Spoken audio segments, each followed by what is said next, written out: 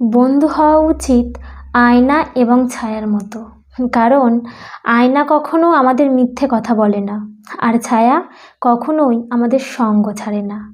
ঠিক তেমন একজন ভালো বন্ধু ঠিক আয়নার মতোই স্বচ্ছ হয়, যে আমাদের সর্বদা সত্য কথা বলবে, যে আমাকে খারাপ পথে যাওয়া থেকে আটকানোর জন্য সমস্ত রকম চেষ্টা করবে।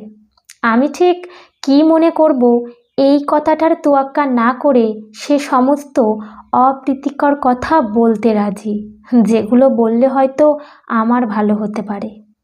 অনেক সময় হয়, ঘরে আলো না থাকলে কিছুটা সময়ের জন্য ছায়া আমাদের সঙ্গ ছেড়ে দেয়, কিন্তু আবার যখন ঘরে আলো ফিরে আসে ঠিক তখনই ছায়াটা আমাদের আজীবনের জন্য সঙ্গী হয়ে যায়। ঠিক তেমন একজন ভালো বন্ধু ঠিক ছায়ারই মতো আমাদের আজীবনের সঙ্গী হয়ে রয়ে যায়।